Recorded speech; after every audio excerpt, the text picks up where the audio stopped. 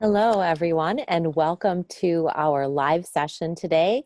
It's part of our Co-Creating the Future series, and it is the fourth session in that series. Today's topic is reactive and proactive digital transformation, and specifically the implications from COVID.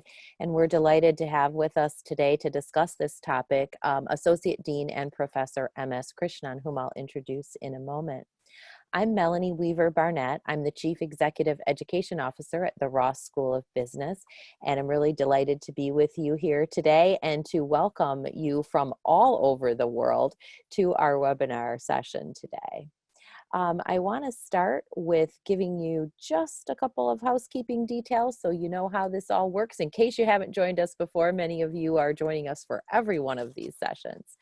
You're in listen-only mode during this session, and the chat is disabled, but the Q&A is enabled, and we really encourage you to enter your questions there.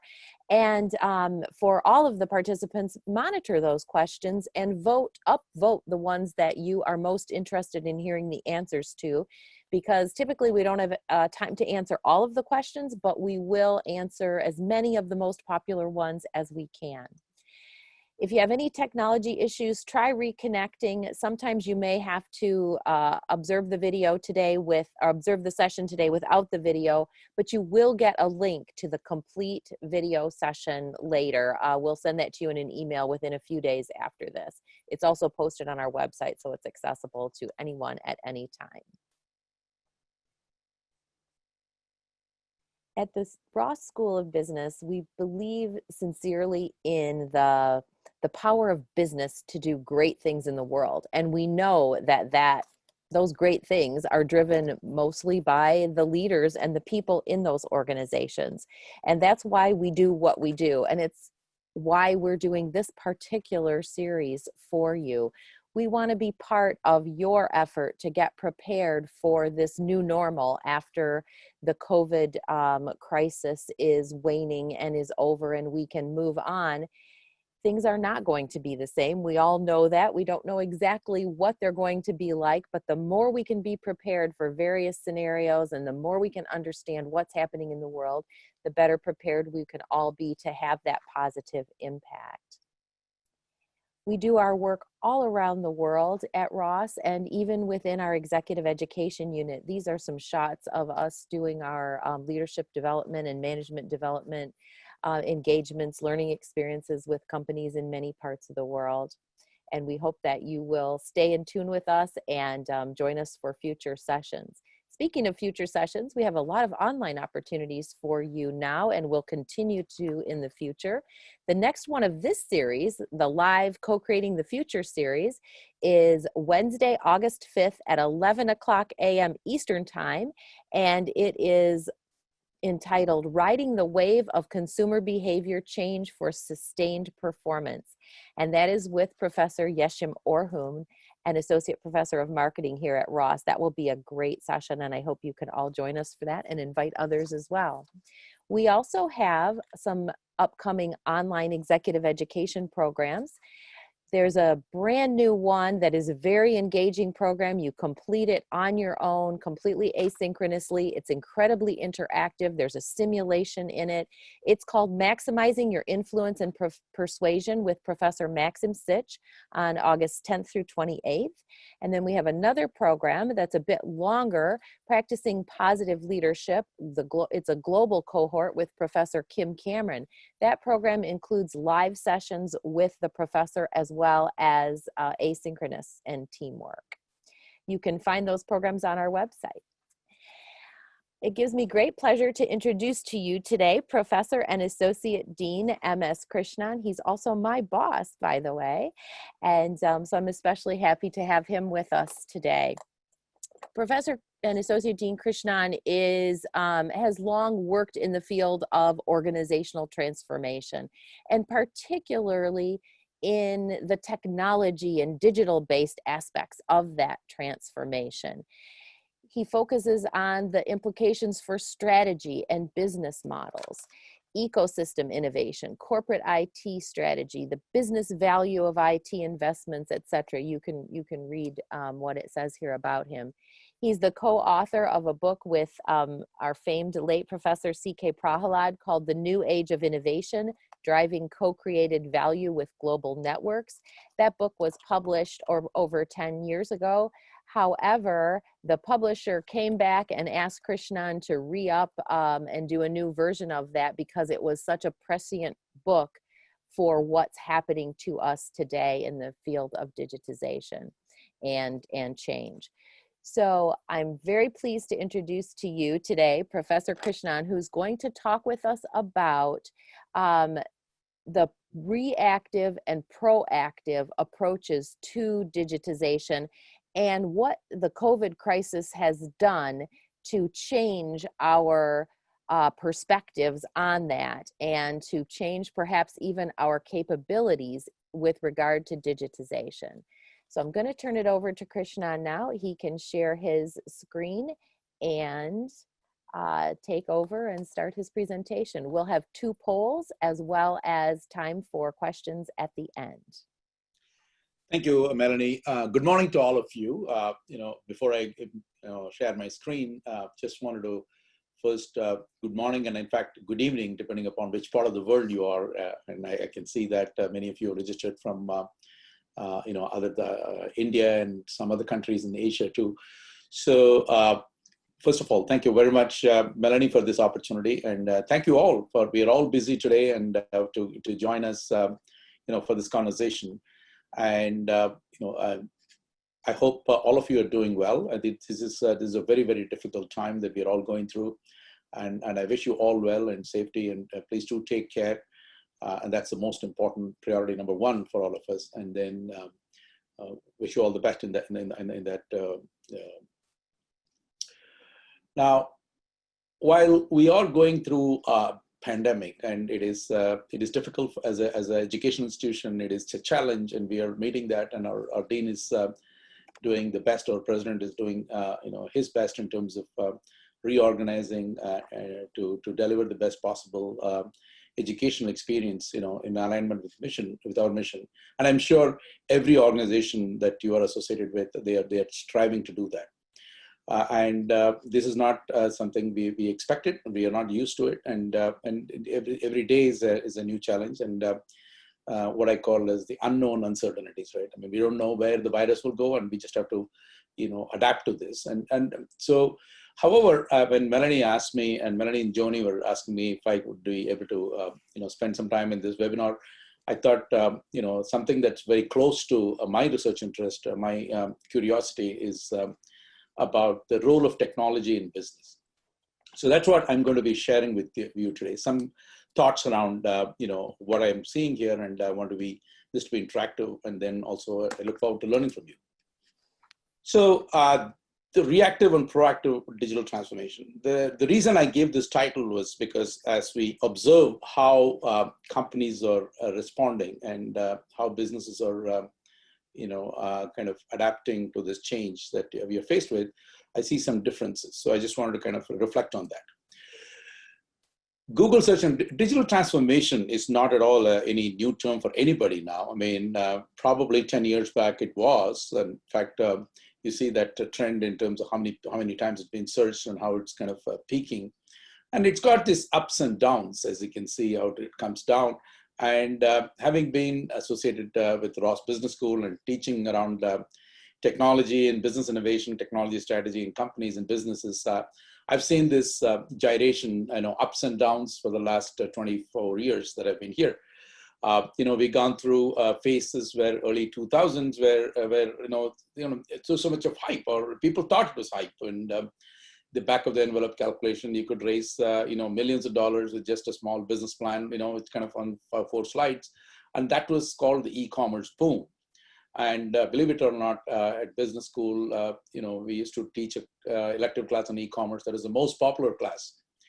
And come 2000, there is they call it as the dot-com bust, or the bubble bust, as we say from the stock market language. So the knee-jerk reaction, it didn't work, and it's kind of everything was vaporware and nothing real, and things are not changing. And almost like the economy, socially, we thought, well, that's just kind of too far ahead. And in fact, even our own MBA students pulled back just to kind of a proxy indicator. Our e-commerce elective course we used to offer in the full-time MBA program went from mere 30 students in the class in 1997 to almost 300 students in the class by around 2000. And by 2001, it came back to 42. Okay, and that is the kind of gyration that I'm talking about, the perception about digital transformation, because there's always, people doubting, people not getting, what exactly what it means. In fact, me being from a technology background, we had this, the technology information systems department in the business school. People would ask, why are you guys on the business in the business school? Because we are, business school is all about strategy and marketing and but why technology? And you seem to, so that's the kind of the roller coaster kind of we went through. And then of course by 2007, 6, 7 started picking up. Thinking, wow, okay, fine. Amazon is not gone, so it's not like the stock went to $7, but it's still back now. I mean, there's something going on here. And by the time people could realize in terms of the potential of what's going on, then there is a financial crisis hit, and then in 2008 again there was a reset. So this ups and downs we're constantly seeing. But of course, in the last, I would say in the last, a decade or so, or maybe 5 to 10 years, this awareness around digital transformation is kind of quite prevalent. So if there's not one company that you'll go and knock and they're not talking about digital transformation, where they have not at least accepted the fact that this is so important for us to compete effectively, right? However, even if you go back to the digital transformation, what it really means, there's a number of definitions, but I don't have to go through that, but you get the idea, right? How do you use technology to solve your business problems? How do you transform your processes, your engagement, your business model with technology solutions? And primarily the focus is on, the customer, right? How do you constantly evolve customer experience? How do you make sure that you are creating the value and the right experience for the customers? And then you're putting together this ecosystem, and technology platforms are beginning to play a very important role. So there are some definitions here.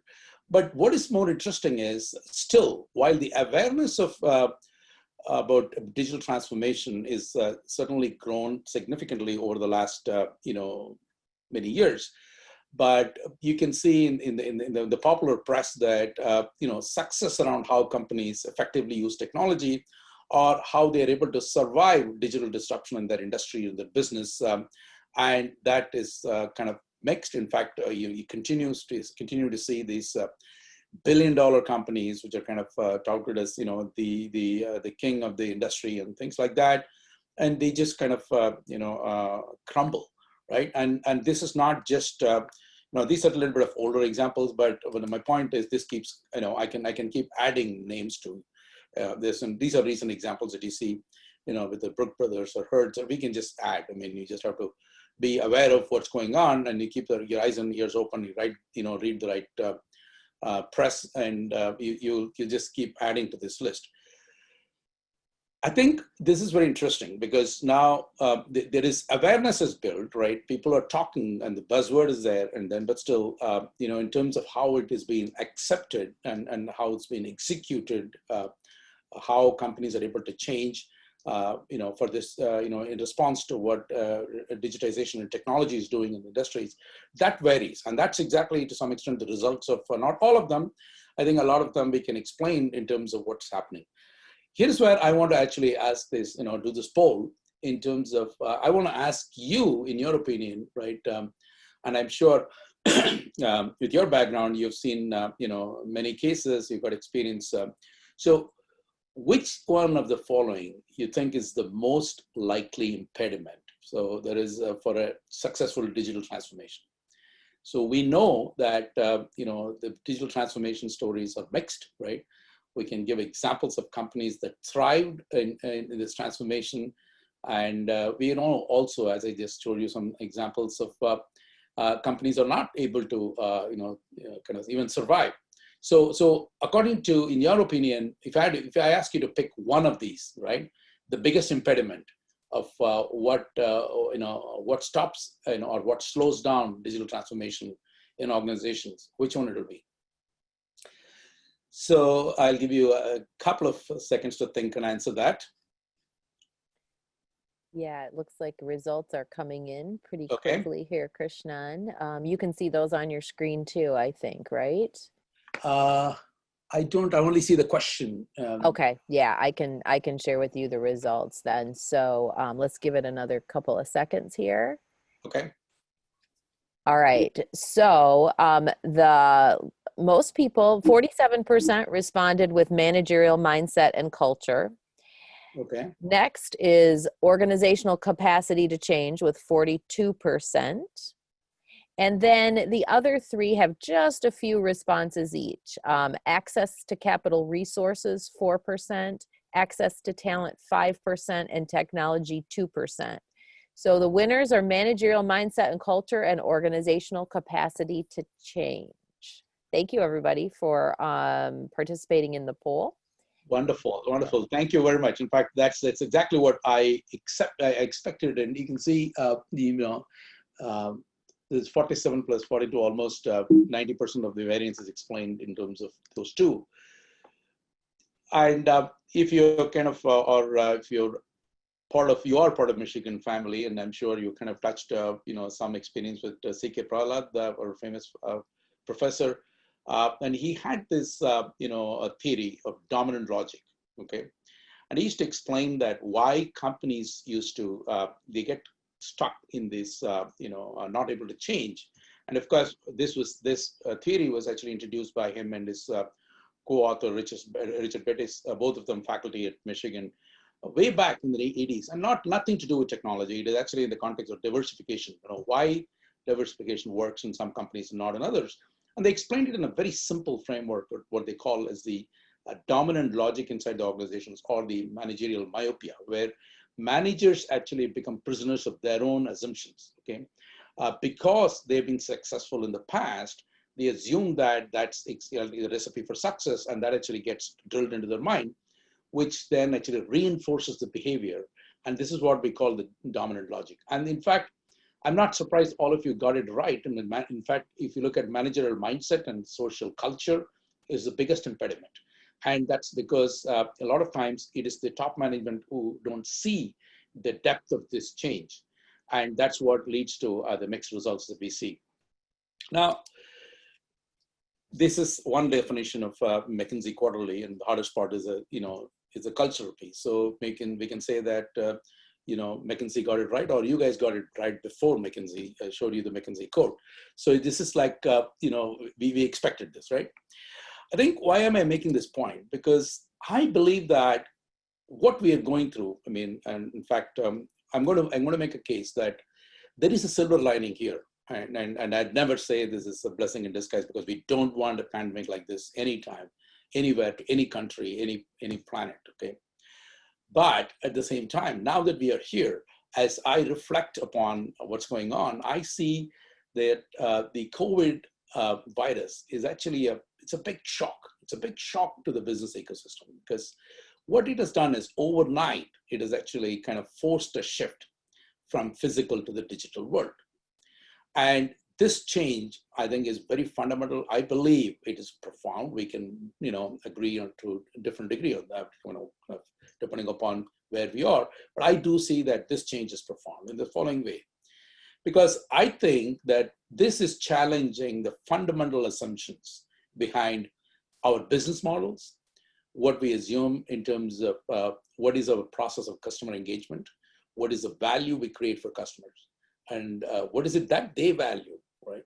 And it is going to change the supplier collaboration, in terms of who are our suppliers. Would the value chain that we're talking about now would be the same? I can make a case it may change. It is going to change our assumptions around employee engagement, what the expectations of employees are going to be.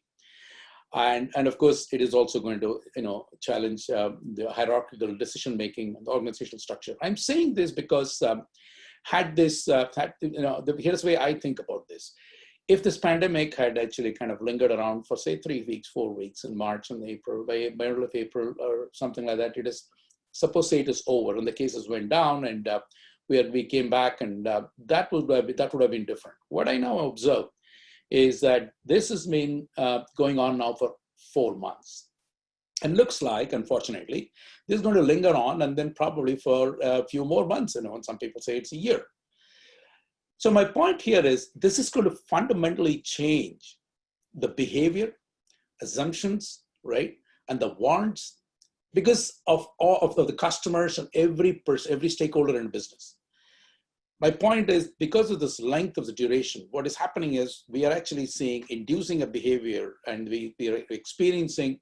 I understand all of us want to get back. I want to go back, we want to go back to grocery shopping, right? We want to go and then do exactly what we were doing before. But at the same time, we are all working from home. White collar, employees are more fortunate, and because they are also working from home, and they are in fact, to some extent, enjoying the flexibility of getting things ordered online, and that's the convenience factor there. Okay, and my point is, once you experience this convenience factor, even when we go back, I'm not, it's kind of, we can have a debate around, we can question around what it's going to look like. So let me give an example, right? I mean, how, being in Michigan, I just thought, given the limited time we have, let's take auto example, right? Auto industry. We can give examples from multiple industries. But in auto, there's always a debate, like, for example, Tesla as a company went direct to customers, right? So there is no dealership, and you can directly order from the company. And there was, kind of different points of view on that, and they kind of forced the model.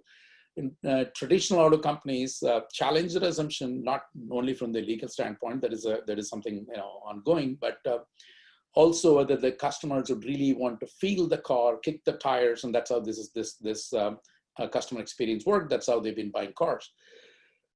Guess what? With COVID, all the traditional OEMs had to go back. They had to rethink and go back to their assumptions around how the customer engagement needs to be championed here. And COVID actually put this shock that they could not do the way they were doing with dealers, and certainly they had to kind of think back. And some of them have responded spontaneously. I mean, very fast. And I'll give you an example of Mercedes here. Mercedes has got this digital car configurator, right? Which is kind of, it's going to run on iPad, any of your smart devices, where you can experience the car, you can see the car, and you can actually configure the car, and we can make choices. So what they did, that they had this configurator, they overnight they selected some dealership, and they converted their sales agents in the dealership to be an online salesperson. Basically, you call them, and then you can interact with them with this app, and they can talk to you if you want. You can actually enter into a conversation on Skype on the video, and they can show you in the video about the product, different configurations, things like that. And you get enormous amount of information that and the questions you want to be answered about the purchase that you're making. And my point here is, yes, they did this. I mean, they had to convert the dealership for this experience. And let's assume that we are going back, there will be a vaccine, I'm sure. I mean, just a question of months. And we all go back to a normal world, right? I'm not sure, 100% of people who walked into the dealership would still walk in, because they will get they'll get, the depth of information they're able to get with an experience like this. And this may actually kind of move the needle. Right, that's one kind of conjecture, but it may not be true. But I'll build on this. This is one example. So if you just reflect upon what has happened with the COVID shock, right? Look at just reflect upon what's going on in your own businesses. There's some points, I just jot it down. We can keep adding to it. And overnight, IT departments turned into heroes. If you're kind of your zone of comfort is technology, you're comfortable, and I see. My colleague Sherry is here in the panel, and you're heroes. I mean, you're kind of so wanted, you're so important, right? And for example, a retailer transformed 1,000+ store employees to online sales agents in 3 days. Organizations experience seamless collaboration. The silos who never used to talk, because we are almost like in a war footing. They came back and collaborated, and it's happening still. Fast decisions are being taken, okay? Businesses are successfully adopting new technologies. We all know this. We used to have strategic plan. We used to have, plan for months and training, and then get outside people to come and train employees, right? I mean, pay money to companies to do, but what happened? Overnight, we could see that people could jump in, adopt technologies, and then kind of thrown into the swimming pool that you learn to swim. That's how you learn to swim. And then they're doing it. In some cases, years of strategic discussions, right? And then hour-long meetings, day-long, retreats, and on weighing the pros and cons of major decisions within organizations, and everything got converted into straight execution in few days. Like, I mean, I can take example of online teaching and higher education. I've been part of meetings where, we debated in terms of the pros and cons. Will this cannibalize the current product, and, so on and so forth. But look at the kind of power of this change. Now let's take the second poll. So here is what I'm going to ask you. Let me read the question. And so in your opinion, so as I said, I'm confident we're all, and that there's going to be vaccine, maybe early next year, whenever it is. And we will be past this. We will get over this, okay?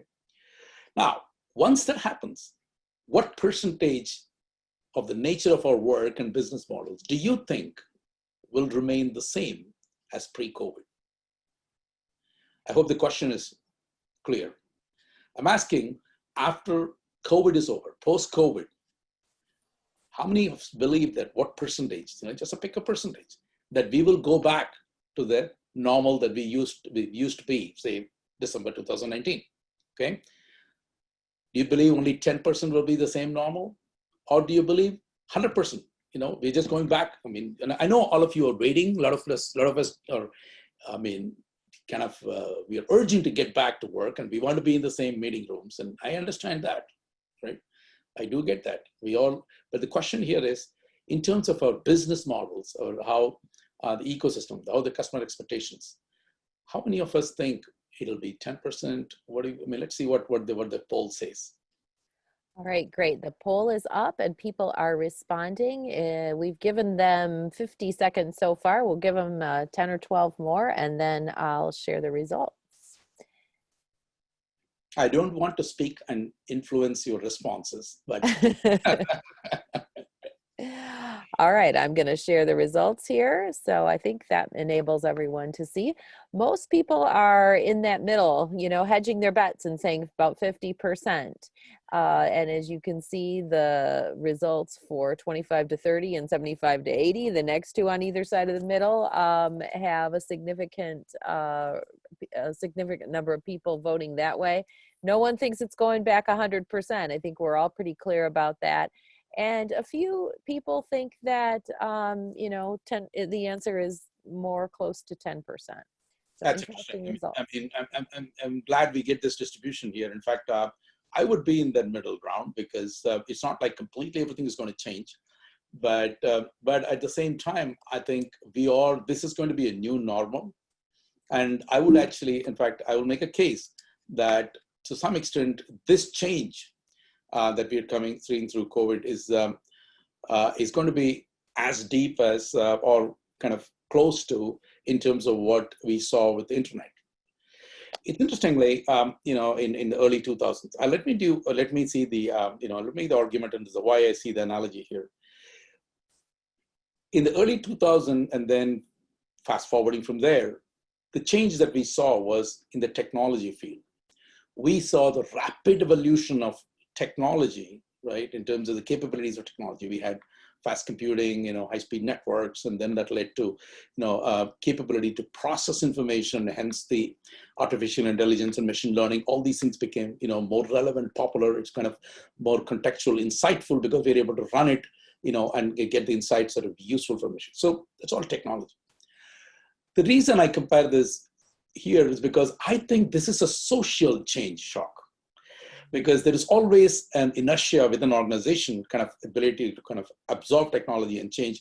What this shock that we are going through right now is basically alerted everybody, and it was also in some sense revealed the capabilities that are dormant within organizations. We saw how agile the organizations are, how well we work together, how fast we can adopt technologies, right? I think those are the pieces. That's a bigger change. I mean, so that's why I see this as big a change. So hence, what's going to happen is, first, your consumer expectations are going to change. The example of auto dealership I gave you, right?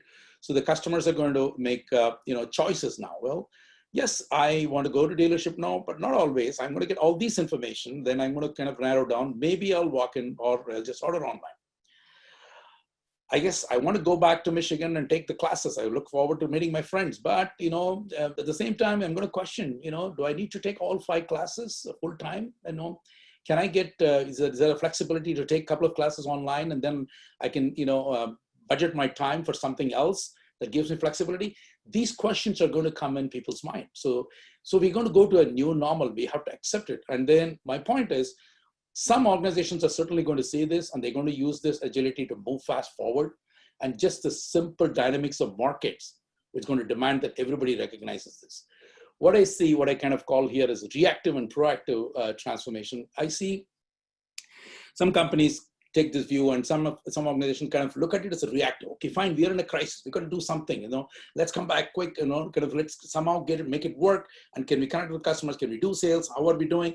And that's all important. It's all very important. And it is important to keep the, trains running, keep the revenue flowing. And, but at the same time, there is a belief that we'll return to the old markets. Wait, we're just doing this, it'll be over next year and then we'll come back and we'll, and there is a short-term perspectives and process technology, and they're rolling this technology choices because we'll do this, just as a, stopgap kind of a thing, right? Approach to this. And they also think about rollback, right? We'll roll back to the, once this is over, when you come back, we'll actually do this. Sometimes the conversations are also like that, in that, reflecting that there is a hope for rollback to the old system. And then expectations in the retention of the same roles and people, right? It's kind of, well, okay, fine, we're changing this, and everything will be back, and then we'll all go back and set it up like, as we were. I think we need to kind of come to terms with reality here, right? I mean, that's how I see this. And that's why I call about what I call as a proactive digital transformation is, you have to start with seeing this shift as a major change in terms of expectations of various stakeholders, okay? And you have to believe in the changes that the business models and customer engagement are fundamentally going to be altering. And that will include, new processes. It will include potentially changing roles, changing people. Like, if you're a retailer, if you're a manufacturer, think about it. I mean, I was in a conversation with a large manufacturer, and they said that, they kind of, in order to kind of maintain the social distancing, they could actually bring down the number of people in the shop floor by 50%. Still, their capacity was 80%. They're running at 80% capacity, okay? And that tells you about, in terms of this is going to be the enormous potential out there, right? And that's going to change then the business model. What kind of price point can you operate? And then you can ask the question: if you're a retailer, if you had 2,000 salespeople on the floor, right, on retail outlets, are you going to need them? I'm not sure. I mean, it's already predicting that the online retail is actually kind of shot up from 16% to 28%. One of the research I saw. I mean, it's kind of, you should expect that to read the online side of your sales, no matter which industry you are, has to kind of take a bigger share, and that's not going to come back. I always tell my students and my classes that it is in some sense the train has left the station. Okay, it's like the toothpaste is out of the tube, and we're not going to put it back because people have tasted this change, right? Tasted this experience, and that's my viewpoint. And then you have to match that with evolving employee expectations. Employees are going to ask, a different work-life balance. They've seen the benefits, and they also recognized, it's not just employees, organizations have recognized tons of what they do could be done remotely.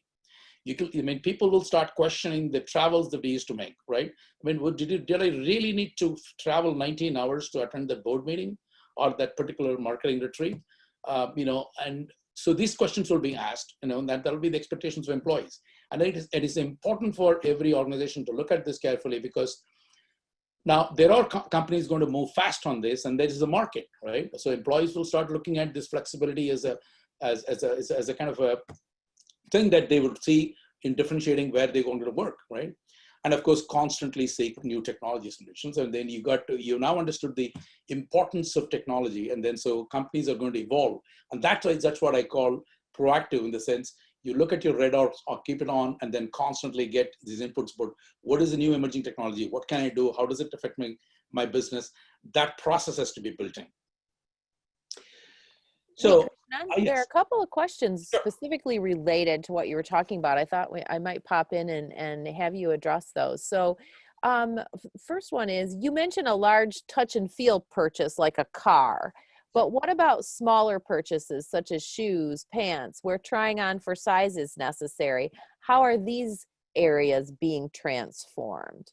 So, this idea of, how much back to normal can we go, et cetera.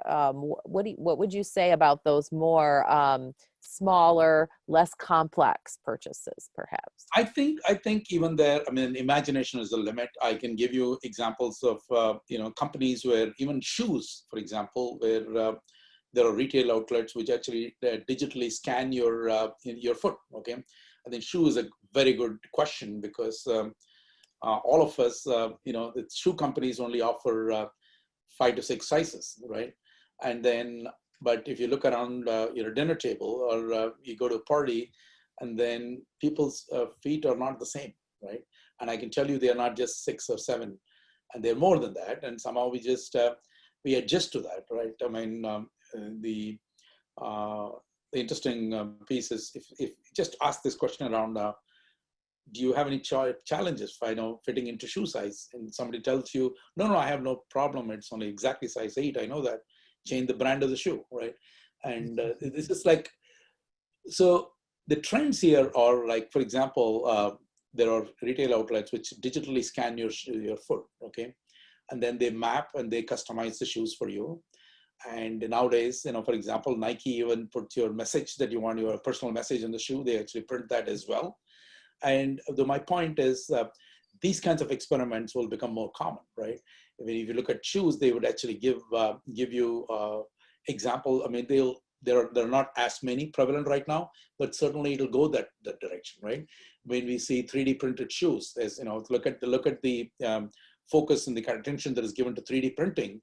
When suddenly we are looking for ventilators that is not there, right? And FDA, think about regulation. Regulation can change as fast. Nobody imagined, right? I mean, where they have to approve the 3D printing, and that's the rate at which it changed. So the question, yes, there will be innovation, there will be experiments. There are already examples of retaining a personalized size in the shape of your feet, and then companies would actually move in the direction. So personalization is kind of a one of the elements that this Absolutely. new digital environment enables us to do. And it just makes me think of your and CK's book, which, not to oversimplify things, but essentially said that the future is hyper personalization, mass personalization to an N of 1, and it requires a set of resources that are global. So kind of a different way to look at things, right? You need these resources from all over the world. You need partnerships and collaborations, and it's all needs to be designed to address personalization to an N of 1. Thanks, Melanie. I mean, in fact, I was thinking about it. It's absolutely. But what technology? Our argument in the book, even though it is written more than 12 years now, our argument was the rate at which technology is emerging, what is possible with technology, and we argued that it is now becoming possible for companies to understand customers individually, build that personal profile of one customer at a time. And it's so relevant today, right? It's just not about shoes or your apparel. I mean, it is actually even from the safety standpoint, right? People, the risk, propositions of people for the virus is different, right? It all depends on who you are. I mean, it's not just age; it's kind of your, comorbidity. What is your health condition? So it's, in fact, if you want to map in terms of the risk profiles, that's again a personalization, and that's going to be, more and more companies understand your risk profile, your profile of who you are. They're able to match not just your jeans or your shoes, but also your health risk.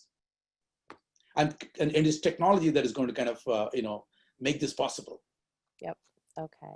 So another kind of set of questions are asking you to address different sectors of the economy and also different industries. So I'm going to throw two questions together here for you. So one is around, how is your view about service industries like travel, tourism, restaurants, nightclubs, discos, etc.?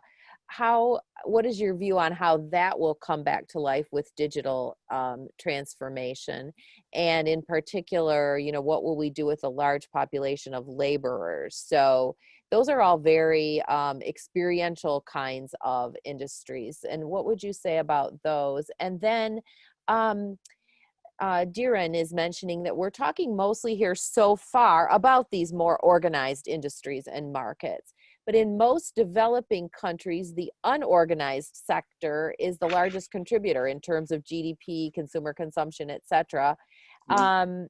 Oh, that just went away from me, that question. Okay, there it is. Sorry, everybody. While digital transformation will surely affect organized sectors in a big way, and they will in most cases adapt, what is your view on this other large contributing sector? So throwing a lot at you here at once, but different types of industries, especially these very experiential ones. And then what about this unorganized sector of the economy, which I know you've studied a lot in your work as well? Great, thanks, Melanie. Let me kind of take the two different questions. So the first one about the service industry. I get it. I mean, the pubs or the bars and travel. Different. I think the impact is going to be different on different industries. It is also going to take longer for these industries to recover in the context of the COVID virus, but also how these industries are going to cope. Even if you pick any industry, like if you're an entertainment or movie, travel, something like that, right? Or museums, whatever. I think there are going to be experiments from these industries to engage with customers in a different way. I was just reading another day about how some of the museums are now putting virtual tours. Okay, they created pure virtual tours to kind of keep the customers engaged. So after that, once COVID is over, these industries would actually also change. Before kind of buy the ticket for the museum, I would be able to kind of get a tour virtually, and then kind of I can decide where I want to go and how I want to manage my time. Those kinds of things would I'd see those kind of changes happening. Okay. And we can pick any industry. I think, as I said, imagination is the limit, and there will be innovators, companies who take this, push the envelope and take it in that direction. The question about unorganized sector is very interesting, right? I mean, and it is natural, right? Because to us, digitization, digital transformation, in one way, if you look at it, they appear as big terms, right? And kind of we need deep pockets, millions of dollars to invest and get these technology. That's how it sounds like.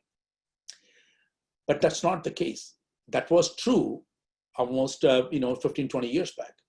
But I think the economics of access to technology has changed. With the thanks to move to the cloud computing, both in terms of infrastructure and software, smaller organizations now can get access to the same technology that large organizations have, at a price point or on a usage-based pricing, right? So just give me an example. I mean, it's not. I can take you to in terms of unorganized sector, kind of quite extreme side on that.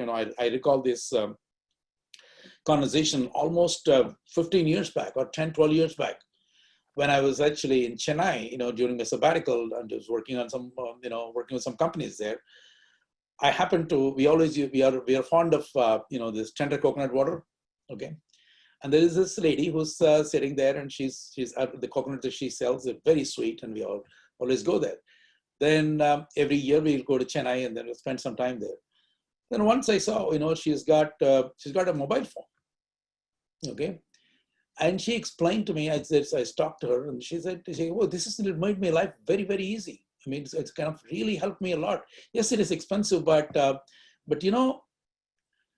people just call me about place order on the phone to me, right? And then and now I'm able to sell, I don't know, 200 coconuts instead of 60 coconuts I used to sell. I can just kind of plan my demand. I know exactly how many I'm saying. I do sell a lot on Saturdays. It actually peaks at 250. What we are talking about is she is running a business and she's using technology. So it is not a question of unorganized sector, organized sector. Actually, it comes down to the individual.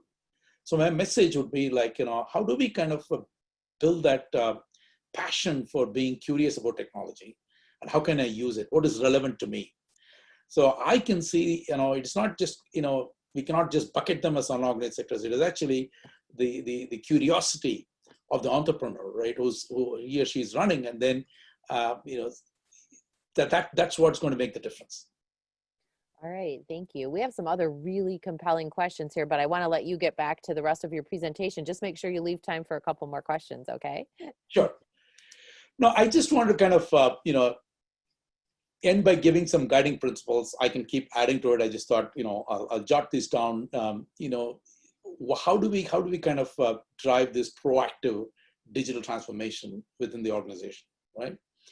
First, I think it all starts with leadership. If top leaders do not believe, do not accept that this is not going to happen, it will become a reactive transformation. Leaders have to seize the moment, and they have to build this trust within the organization. They have to first be convinced that this change is for good. This is fundamentally going to change our business models. And then they have to communicate this and build the trust in the organization. Now they have to also convert the new agility that we're seeing within the organization. It is not just because it's war footing and then kind of, everybody's in a panic mode and they kind of not look at it that way. How do you, tap onto this agility that is kind of in the organization? Organizations are moving fast, they're making decisions, right? And I can see, there are some decisions that are made which we would have taken some weeks, and they're kind of rolling out. Communication plans are rolling out in days, right?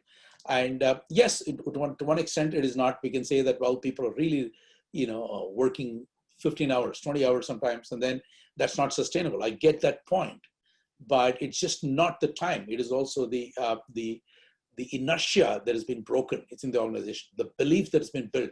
I think it is the responsibility of the leaders to take advantage of this new agility, the new energy that comes in the organization. Then you convert this into culture of what I call as inquiry, experimentation, and innovation.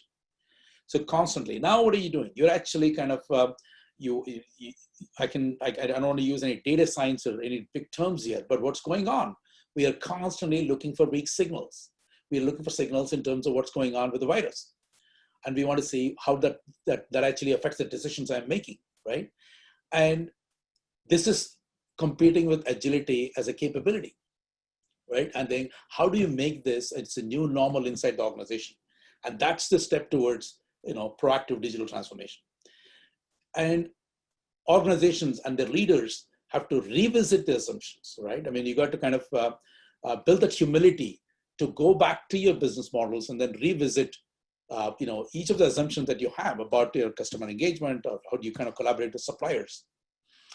And we need to promote a culture that actually kind of embraces your digital transparency and constantly brings in this new technology. I mean, like if you're in Ann Arbor, a lot of people, mentioned to me like, wow, I'm seeing this unguided kind of unmanned vehicle or the robots going and delivery. Right? There's experimentation going on with a couple of companies trying to deliver food. Okay, and these are technologies, and what does it really mean? How is it going to affect my business? And you got to bring these technology knowledge inside to kind of convert them into experiments to validate and ask questions about what is it in the context of my business, and what can I do with this technology? And we have to create this learning organization to reconfigure talent. Somebody asked the question earlier in terms of what happened to people. Yes, there is a difference in the physical world and digital world.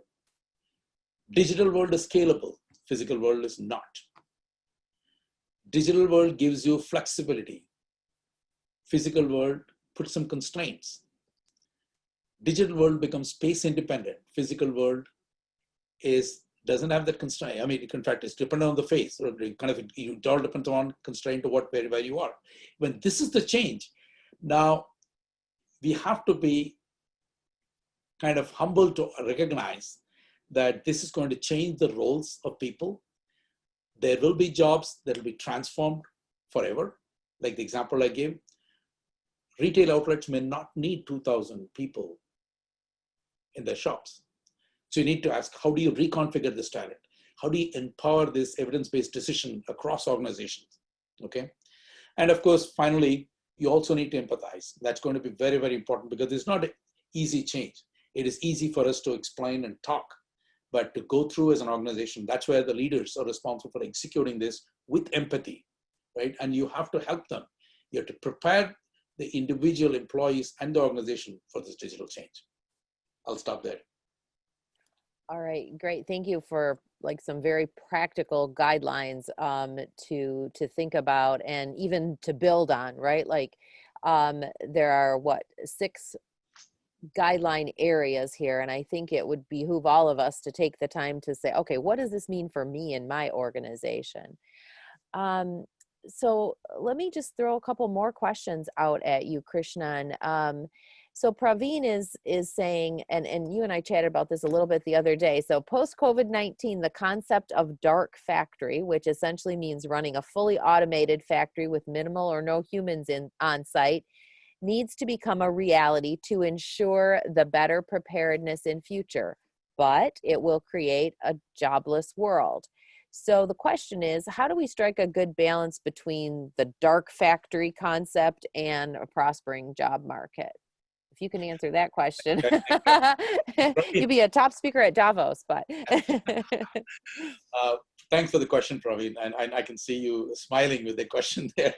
But I think it's a very, very valid question, a very important question. At the same time, like, let me give you context. I mean, let me first, before I go there, let me accept, yes, this is going to be a big challenge, okay?